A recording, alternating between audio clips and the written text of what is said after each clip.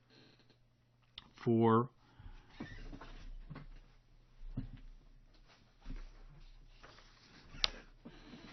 $37,500 a day until compliance is met. And if they fail to comply, it doubles to $75,000.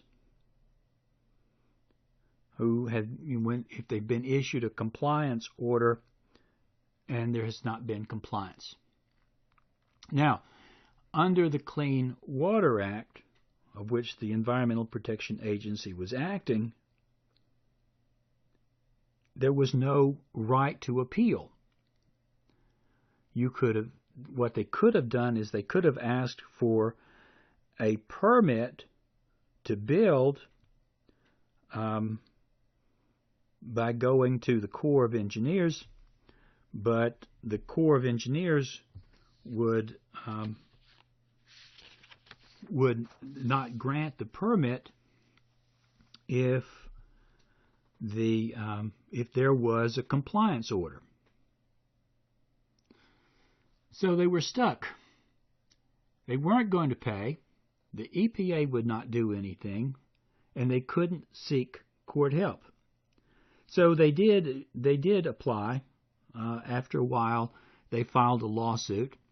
The trial court held that they didn't have jurisdiction because they had to pay first and then appeal it to a court. And Ninth Circuit Court of Appeals agreed, and the U.S. Supreme Court overturned the decision of the Ninth Circuit Court of Appeals and held that the Administrative Procedures Act provides for judicial review of final agency actions for which there is no adequate remedy in a court. And in this particular case, this was a final agency action. They had ordered them to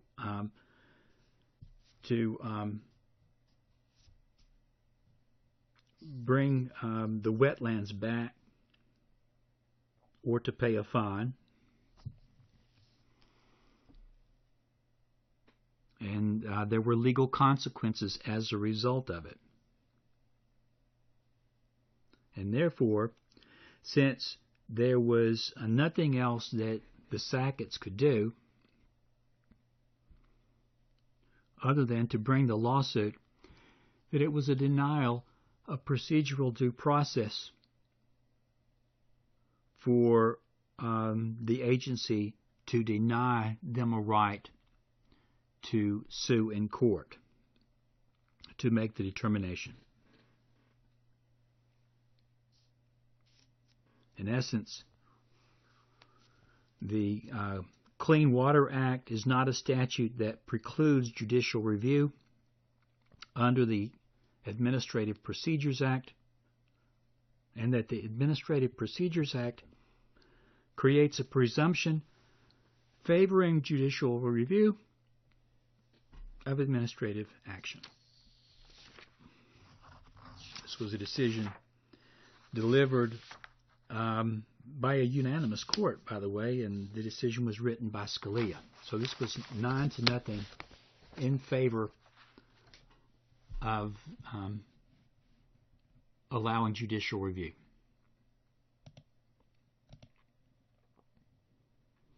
As I said, typically that you have quasi-judicial tribunals at administrative agencies. And these administrative tribunals, say for example the Social Security Administration,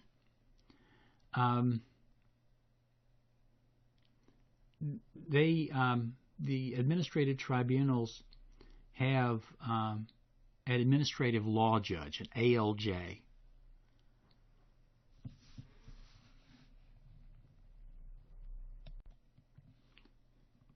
The administrative law judge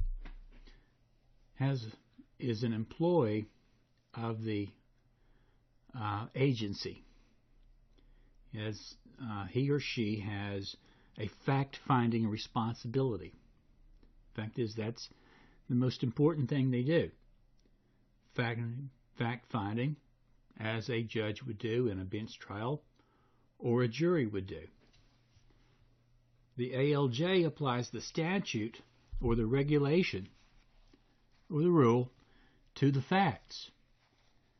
They interpret the statute or regulation or the rule for the agency. Now, this is an interpretation that is provided to the ALJ by the agency.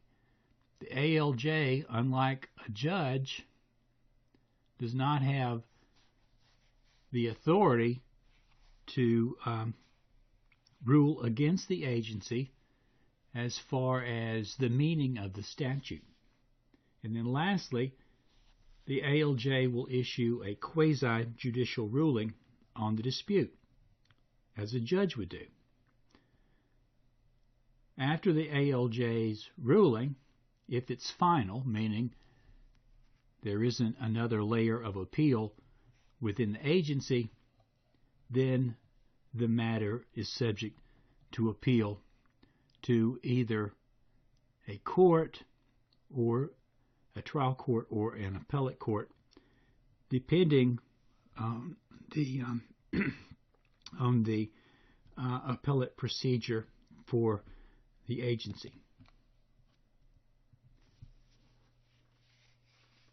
When there are appeals of administrative rulings to court,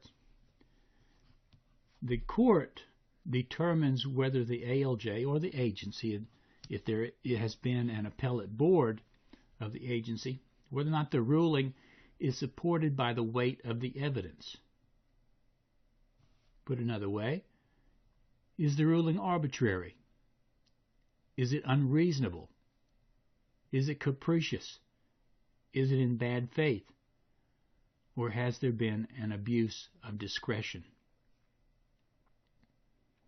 A court in the appeal will determine whether the proper statute, regulation, or rule was applied.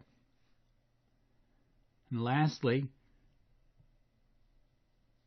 the appellate court or the trial court, under the circumstances, will determine the intent of Congress in enacting the statute. Let me give you an example of an administrative judge's ruling or board ruling, agency board ruling, and an appeal. Probably most of you are familiar with the Native American plaintiffs suing the Washington Redskins, National Football League club, seeking to have the trademark Washington Redskins, Redskins, and Redskinettes to have the trademark, the registered trademark, revoked. Basically, having an unprotected trademark for those trade names. Now, if anybody is challenging the validity of that mark, meaning that it should not have been registered by the U.S. Patent and Trademark Office, then the first thing that must be done administratively is to have a hearing before the Board of Trademark Appeals. That's the administrative agency's review board. And they'll make a decision as to whether or not the trademark should have been registered or should have been revoked. Now, in the first case against the Washington Redskins, the Board of Trademark Appeals, in a suit filed by Harjo versus the Washington Redskins, the Board of Trademark Appeals invalidated the trademark.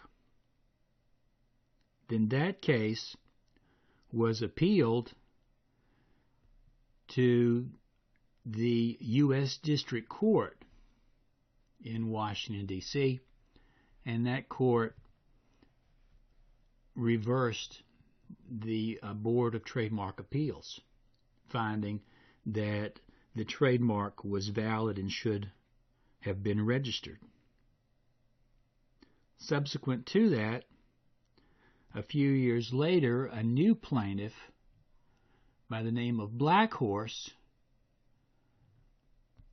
filed a lawsuit against the Washington Redskins. Again, the Board of Trademark Appeals,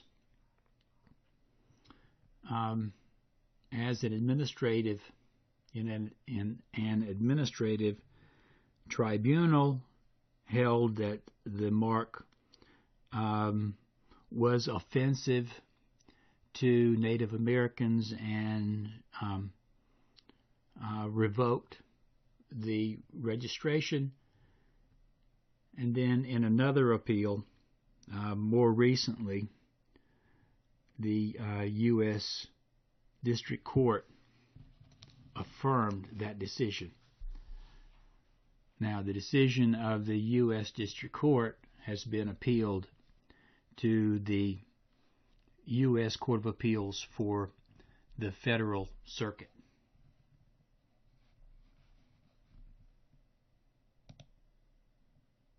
Let's look at the promulgation of rules and regulations by administrative agencies. We have three types of administrative rules and regulations. And the classification of the rules and regulations will be a determining factor in whether or not the formal rulemaking process under the Administrative Procedures Act must be used, or whether an informal rulemaking process can be used to streamline the rulemaking process. The first classification is legislative rules. It's also called substantive rules. These rules give force and effect to the statutes. The second type of rules are called interpretive rules. And the interpretive rules simply are the interpretations that the agency has to the statute. Let me give you an example of interpretive rules. When the Worker Adjustment Retraining Notification Act was enacted back in 1989 or so, this is the plant closing legislation, Congress required that employers of 100 or more employees that lay off 50 or more employees at a facility required them to give a 60-day advance written notice of the layoff. And failure to do that would give the laid-off workers a remedy equal to the lost wages and benefits that they would have earned.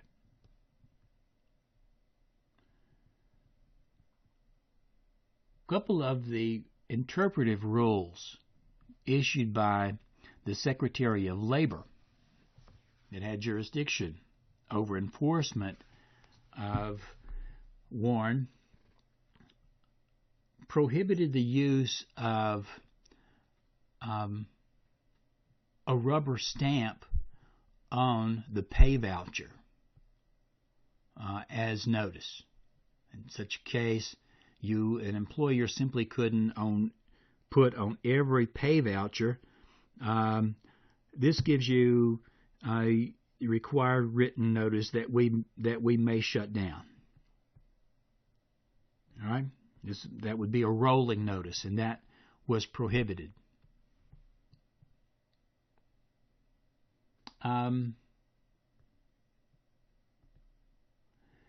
third type classification of rules and regulations are procedural rules or policies, and these determine how the agency will operate. Now, for procedural rules and policies, the agencies can use an informal rulemaking process. Put another way, the formal rulemaking process under the Administrative Procedures Act is not applicable. For legislative rules or substantive rules, the Administrative Procedures Act requires the formal rulemaking process to be used. And interpretive rules, if they lean to procedural or policies, no notice or comment rights are given, meaning it can be informal process. But if it's more substantive rules than procedural or policy, then the formal rulemaking process is required. All right? The formal rulemaking process under the Administrative Procedures Act. First, the agency publishes a notice of the proposed rule in the CFR, the Code of Federal Regulation. The Code of Federal Regulation simply is a codification of all the federal regulations. The notice has to be there. Right? This meets and comports with procedural due process under the Administrative Procedures Act. All right, after the notice is published, the public is given an opportunity to comment on the proposed rule. Well, this may be done in several ways.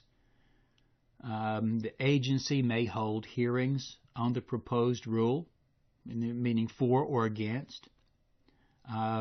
The hearings may be in Washington, D.C., or it may be at select cities around the country. The citizens' rights to comment may be by letter or position paper, and this obviously is where persons with money have greater input. If you can hire a lobbyist, you have greater access to the government. And then after this comment period, the government will review all the comments and decide what the final outcome should be. So the agency will lastly adopt what may be a revised rule, or it may choose to adopt the rule as originally proposed, or it may drop the rule. In essence, basically choose not to release the rule. These are the options. You can revise the rule, you can keep the old rule, or you can withdraw the rule. And whatever is done, that rule or decision is published in the Code of Federal Regulation, and at that time, after the publication, it becomes a new law. Last thing, before we end this lecture, let's just look at some of the federal agencies. And again, there are parallel agencies at the state level and some at the local level. Replacing the Immigration and Naturalization Service is ICE, the Immigration and Customs Enforcement. This is an agency under the Department of Homeland Security. Federal Trade Commission, dealing with advertising, dealing with fairness of business entities, fairness of competition, antitrust matters. National Labor Relations Board, we were introduced to that one in Jones and Laughlin Steel. They regulate labor management relations. Interstate Commerce Commission, dealing with trucking. Federal Communications Commission, we had a case there. Well, we didn't discuss it, but the George Carlin case, the 7 filthy words you can't say on the public airways, and this is the Pacifica Foundation versus the FCC. Internal Revenue Service, we've talked about plenty. Environmental Protection Agency, we talked about. OSHA, Occupational Safety and Health Administration, deals with the safety and health of workers. It is one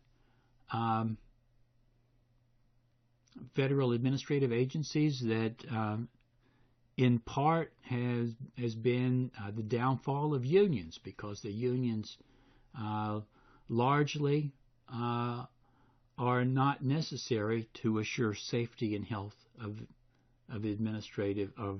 employees. Securities and Exchange Commission, U.S. Postal Service, Bureau of Labor Statistics, and the Department of Labor. And with this ends the discussion of administrative agencies and regulation. The next lecture will be on torts, more specifically tort law, an overview, and negligence.